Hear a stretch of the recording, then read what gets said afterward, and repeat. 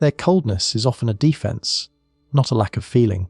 And I need you to hear that without letting it become an excuse for what they did to you. Because when someone treats you like you mattered and then turns distant like you were nothing, the mind goes to the most painful conclusion: I must have meant nothing. And that conclusion breaks your self-worth in a way that feels personal, because it makes you question your value, your desirability, your place in their heart. But sometimes, the coldness you saw was not the absence of feeling, it was the presence of something they didn't know how to hold: shame. Shame is not loud. Shame doesn't always show up as tears or apologies. Shame often shows up as avoidance, as silence, as detachment, as a sudden shift in tone, as the inability to look you in the eye and stay in the conversation. Because shame requires a person to face themselves, to face the gap between who they want to believe they are and what they actually did.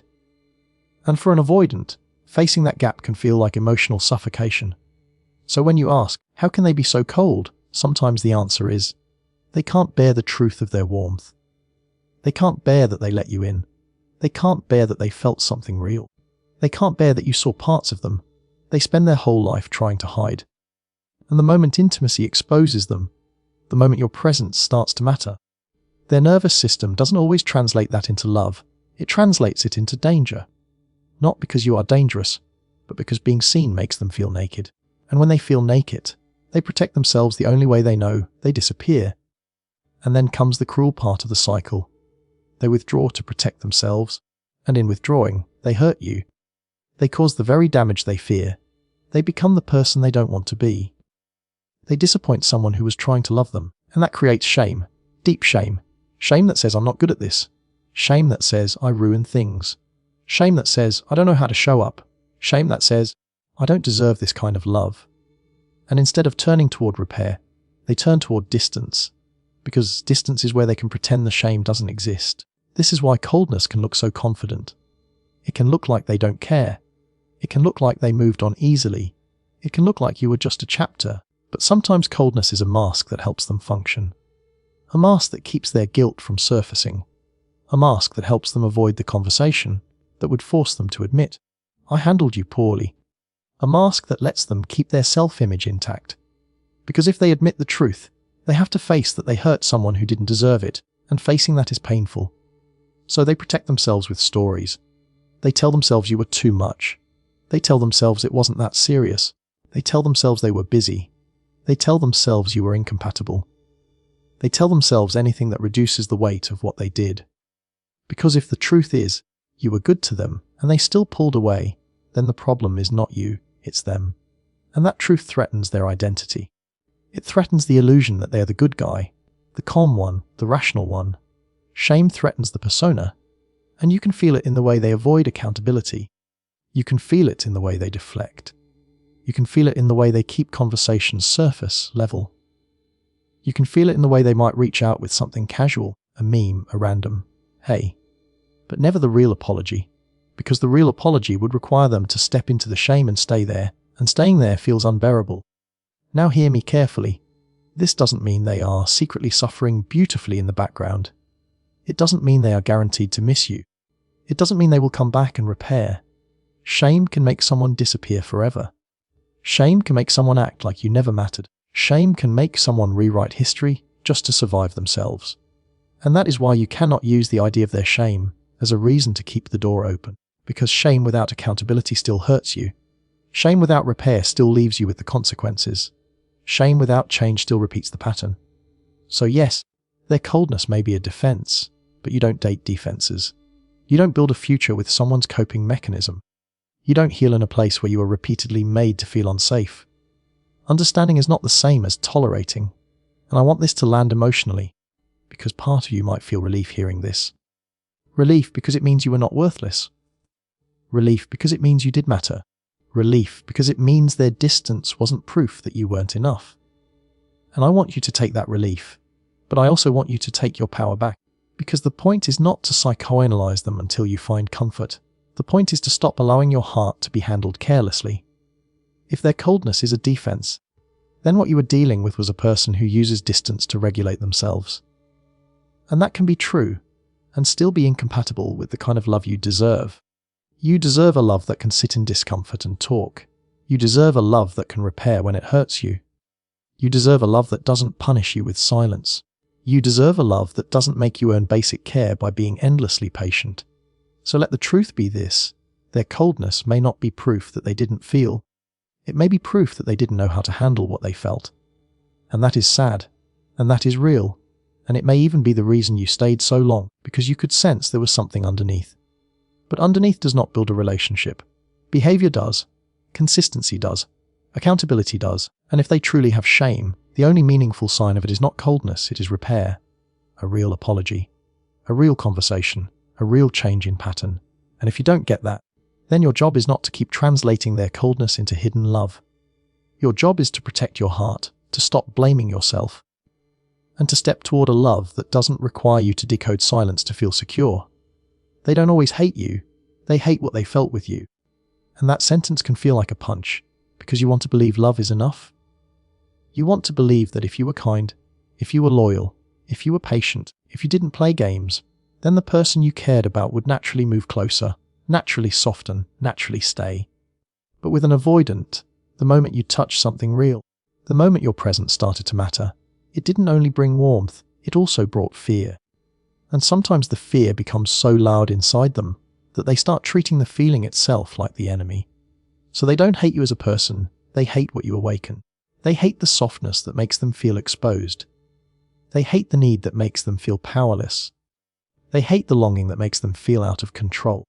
They hate the attachment that makes them feel like they could be hurt. Because for an avoidant, being emotionally attached often doesn't feel romantic, it feels risky. It feels like stepping into a place where they once lost themselves, or where they once got abandoned, or where they once learned that needing someone leads to pain. This is why you can be the healthiest person they've ever been with and still trigger their defenses. Because health is unfamiliar, and unfamiliar can feel unsafe. Chaos is familiar to them. Distance is familiar. Keeping feelings at arm's length is familiar. But real closeness, where someone wants to build, where someone wants consistency, where someone wants emotional presence, that is the place their nervous system starts ringing alarms. And the alarm isn't saying she's wrong. The alarm is saying, I'm in danger. And you felt that shift, didn't you? The first stage, they were present. They were sweet. They were curious. They were engaged. You could feel them leaning in. And then, right when it started to deepen, right when the bond began to form, the withdrawal came. The replies slowed. The energy changed. The warmth became inconsistent. And you started asking yourself what you did wrong, because you didn't understand that what you did right was the trigger. You made it real. You made it safe. You made it intimate. And intimacy is exactly what exposes the parts of them they've been hiding. Because the brutal truth is, many avoidants don't feel comfortable being needed, and they don't feel comfortable needing. They learned early that needing someone is dangerous. They learned that dependence is shameful. They learned that emotions are a liability. So when you came along and your love was steady, your care was real, your presence was consistent, you didn't just offer them love. You offered them a mirror, and that mirror showed them needs they buried. And that is where the hate shows up. Not hate like cruelty, but hate like resistance. Hate like a rejection of their own vulnerability. Hate like a panic that says, I don't want to feel this. Hate like a tightening in the chest that says, I'm losing control. Hate like an urge to run, not because you are bad, but because what they feel is too intense for the structure they built to survive. So they start doing what avoidants do. When the emotional temperature rises, they cool it down. They rationalize. They detach, they find flaws, they create distance, they delay plans, they become vague. They act like you're asking for too much when you're asking for basic connection. They label you intense when you're just honest. They call you emotional when you're simply responding to inconsistency. They paint you as the problem, because if they admit the problem is their fear, they have to face themselves. And that is why it hurts in a very specific way, because you weren't fighting for a relationship, you were fighting against their defense system. You were trying to build a home in a person who thinks homes are traps. You were trying to create intimacy in a person who confuses intimacy with danger. You were trying to love someone who experiences love as exposure. And exposure is terrifying when you've built your whole identity around being unbothered. So sometimes they don't hate you, they hate the part of themselves that you touched. They hate that they cared. They hate that they missed you. They hate that you mattered. They hate that they couldn't stay as numb as they wanted to be. They hate that you made them feel a longing they can't control, and instead of moving closer to soothe that longing in a healthy way, they run, because running is how they restore control. And then, after they run, another layer hits them, shame. Because they know, on some level, you didn't deserve the coldness. They know on some level you were trying. They know on some level their withdrawal hurt you. But admitting that would require vulnerability and accountability. And those are two things their nervous system has been trained to avoid. So they act colder. They act tougher. They pretend it wasn't that deep. They rewrite the story, because rewriting the story is easier than facing the truth. That they lost someone good because they were afraid of feeling something real. Now here is the part you must hold close to your heart. None of this means you should wait. None of this means you should accept disrespect. None of this means you should keep offering yourself as the training ground for someone's healing. Understanding why someone runs does not make it safe to chase them. In fact, if you chase them, you confirm their belief that closeness is pressure, and the cycle repeats. So the lesson here is not to become colder, it's to become clearer. Clear about what you deserve. Clear about what love should feel like. Clear about the difference between someone who is scared but accountable, and someone who is scared and harmful. Because fear can be worked with when someone communicates, repairs, and shows consistency. Fear cannot be built with when it becomes disappearance, vagueness, and emotional punishment. And the most heart-touching truth is this: if they hated what they felt with you, it means your love reached them. It means you mattered. It means you were not nothing. But your value is not proven by the fact that you triggered their fear. Your value is proven by how you showed up, with sincerity, with warmth, with real effort. So don't turn their fear into your responsibility. Don't turn their inability to hold love into your reason to overgive. Let it be what it is, a sign that their nervous system is not ready for the kind of intimacy you want. And then choose yourself. Choose a love that doesn't punish you for being real. Choose a love that can feel deeply without running. Choose a love that doesn't hate what it feels, but honors it, builds with it, and stays. Avoidants protect themselves by rewriting the story. And this is one of the most brutal parts of loving them, because it doesn't just hurt your heart, it attacks your reality. One day you feel the connection, you feel the warmth, you feel the closeness growing, you feel the way they look at you like you matter. And then when fear hits them, when intimacy starts to feel too real, they begin to edit the past like it was never what it was. And you're left holding memories that feel true in your body, while they speak like those memories were nothing, like you imagined it, like you were too intense for believing what they showed you. And rewriting the story is not always a conscious cruelty, it's often a survival strategy. Because if an avoidant admits the truth is heavy. The truth says, I let someone in and then I hurt them. The truth says I had something good and I ran. The truth says I created confusion. The truth says I benefited from their patience while I stayed inconsistent. And that truth creates shame, guilt, accountability. And those feelings are unbearable to a nervous system trained to escape discomfort. So they rewrite. They tell themselves you were too much, because if you were too much, then their withdrawal was justified. They tell themselves it wasn't serious, because if it wasn't serious, then they didn't lose anything meaningful. They tell themselves you moved too fast, because then they don't have to face that they were the ones sending mixed signals. They tell themselves you were needy, because then they don't have to admit they were emotionally unavailable. They tell themselves you were asking for too much, because then they don't have to admit you were asking for basics. And what hurts is that you start participating in their rewrite, because you want to be loved. You want the connection back. You want them to stay. So you start questioning yourself. You start minimizing your own needs. You start apologizing for wanting consistency. You start editing your own memory to match theirs, because you think that if you can just be easier, just be calmer, just be less, they'll stop pulling away. But the cost of that is your self-trust. Rewriting the story doesn't just protect them, it destabilizes you. It makes you doubt your instincts. It makes you doubt your standards. It makes you feel guilty for having feelings. It makes you feel ashamed for reacting to inconsistency. And in that confusion, you keep chasing clarity from the person who benefits from keeping things unclear, because clarity would force accountability. Clarity would require them to say, I hurt you. Clarity would require them to face the consequences of their pattern. So instead, they keep things foggy. They keep things undefined. They keep things in a space where you can't point to anything solid, because if there's nothing solid, then there's nothing to repair. They can return with a casual message like nothing happened. They can disappear and then come back and call it space. They can avoid the conversation that would expose the truth, which is that their pattern caused harm.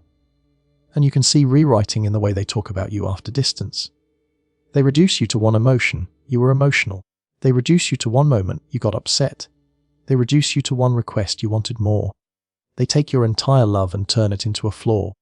Because if they admit you love them well, then they have to face that they didn't love you well in return. If they admit you were patient, then they have to face that they took advantage. If they admit you were sincere, then they have to face that they were inconsistent. The rewrite protects them from the mirror. Sometimes rewriting is also how they protect themselves from grief. Because grief is a feeling they don't know how to hold. Missing you feels like weakness to them. Regret feels like vulnerability. So they rewrite the story to numb the loss. They tell themselves you weren't that important, so they don't have to feel how important you were. They call it not compatible, so they don't have to feel the ache of what could have been. They convince themselves they're better off, so they don't have to feel the emptiness of being alone. And if you are the one who was left, this is why it feels like being erased. Because it's not just that the relationship ended. It's that they rewrote you out of their life like you were a mistake, like you were a lesson, like you were a problem. And your heart wants to scream, I was not a problem, I was trying to love you. So the brutal truth here is this: you cannot win against someone's rewrite by arguing. You cannot force them to hold the truth by explaining it better. You cannot talk someone out of a defense that protects their identity. If they are committed to rewriting, your paragraphs will become fuel. Your emotions will become evidence in their story that you were too much. Your attempt to be understood will become, she's pressuring me, and you will leave the conversation feeling smaller than when you entered it. The power move is not louder truth. The power move is quiet clarity. Quiet clarity says, I know what happened. Quiet clarity says, I know how it felt. Quiet clarity says, I don't need you to agree for it to be real. Quiet clarity says, I will not let your rewrite become my reality. Because this is where you take your life back. You stop measuring your truth against their denial. You stop needing them to validate your experience. You stop arguing for the legitimacy of your needs. You stop apologizing for wanting consistency. And you start trusting yourself again. And this is where your healing becomes possible. Because as long as you're trapped in their rewrite, you keep trying to prove you were lovable. You keep trying to prove you weren't too much. You keep trying to prove you were worthy of staying. You keep chasing a person who is running from accountability.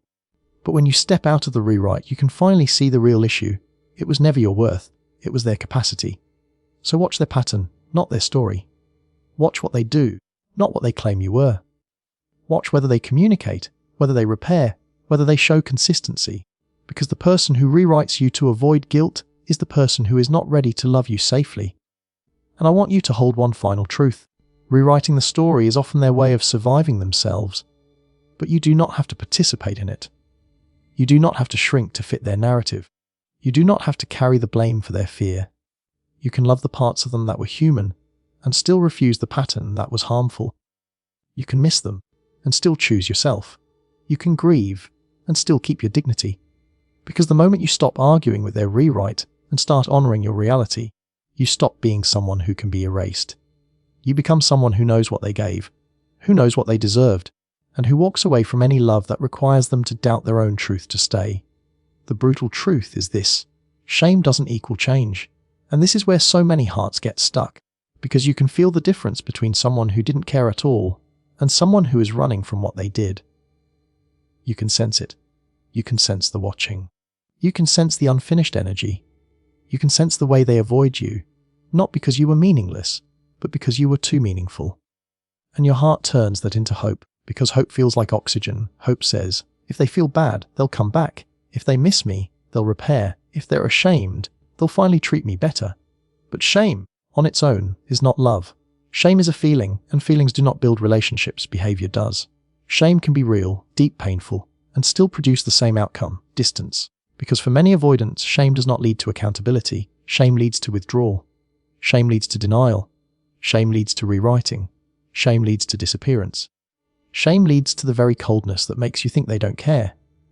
And that is why this truth is brutal, because it means you can be right about their inner world and still end up alone with your pain. Someone can feel ashamed and still not call you. Someone can feel guilty and still not apologize. Someone can regret the outcome and still not repair the harm. Someone can miss you and still not become consistent. Because change requires something bigger than feeling bad. Change requires courage, humility, and repetition. Change requires a person to sit in discomfort instead of escaping it. Change requires them to face you, face themselves, and do the work of rebuilding trust, not with words, but with consistent actions over time. And if they don't have that capacity, their shame becomes another private emotion they run from, and you become the one who keeps waiting for it to turn into something it may never become. This is why you have to separate two things in your mind: remorse and repair. Remorse is internal. Repair is external. Remorse is the feeling of, I shouldn't have done that. Repair is the action of, I'm going to make it right. Remorse can happen in silence. Repair cannot. Repair shows itself. Repair has a shape. Repair has conversations, accountability, changed patterns, and consistency. And if you only have remorse, even real remorse, you still have the same relationship. You have you hoping and them avoiding. You have you imagining what they feel and them showing you what they do. And your heart gets exhausted because you keep trying to interpret their inner world like it's evidence, while your life is still living the consequences of their behavior. So let this be clear. You do not measure change by whether someone looks sad, or posts something meaningful, or blocks and unblocks you, or watches your stories, or comes back with a casual, hey, or says, I've been thinking about you. Those can be signs of emotion, but emotion is not responsibility. Real change looks like ownership. Ownership sounds like, I hurt you, and I understand how. Ownership sounds like, I disappeared, and that was unfair. Ownership sounds like, I made you question yourself, and I'm sorry. Ownership does not come with excuses. Ownership does not come with blame. Ownership doesn't say, but you were too much. Ownership doesn't say, but I was busy. Ownership doesn't say, but you should have known. Ownership stands alone, and then real change looks like effort over time. Not one good week. Not one heartfelt message. Not one late-night confession. Effort over time means they communicate before they withdraw. Effort over time means they follow through on plans. Effort over time means they show up even when it's uncomfortable. Effort over time means they repair after conflict instead of vanishing. Effort over time means you stop feeling like you're walking on eggshells. Because the truth is, you can forgive a mistake. You can forgive a moment. You can forgive a human being having fear. But you cannot build a life on a pattern that keeps repeating. So if you're sitting there thinking, I know they feel ashamed, I know they feel bad, I know they know what they did, I want you to hold this gently. Their shame does not entitle them to your patience. Their shame does not buy them unlimited access. Their shame does not erase the harm. And your healing cannot depend on whether they turn their private feelings into public accountability. Because if you make their shame your hope, you will keep waiting. You will keep leaving the door cracked. You will keep staying emotionally available. You will keep rereading the past for proof that they care. And meanwhile, your life will shrink around a person who is still not showing up. This is where self-respect becomes the most loving thing you can do for yourself. You can say, I believe you may feel remorse, and I still require repair. I believe you may miss me, and I still require consistency. I believe you may feel ashamed, and I still will not return to the same pattern. That is not cruelty. That is wisdom. Because if you go back to someone on the basis of their feelings, you will repeat the cycle. Feelings rise, they come close, fear hits. They withdraw, you get hurt, shame rises, they withdraw more. The cycle continues. But if you only allow closeness on the basis of behavior, then the cycle has to change, or it ends. And here's the emotional truth that might break you and free you at the same time. Sometimes the most someone can offer you is regret. Not love, not consistency, not repair. Regret. And regret is not a relationship. Regret is a feeling they may carry while still leaving you without what you need. And if that is all they can offer, you have to be brave enough to stop accepting the emotional crumbs of remorse as a substitute for the real meal of consistent love. So measure them by what they build, not what they feel. Measure them by what they repeat, not what they promise. Measure them by how they handle discomfort, not by how they handle loneliness.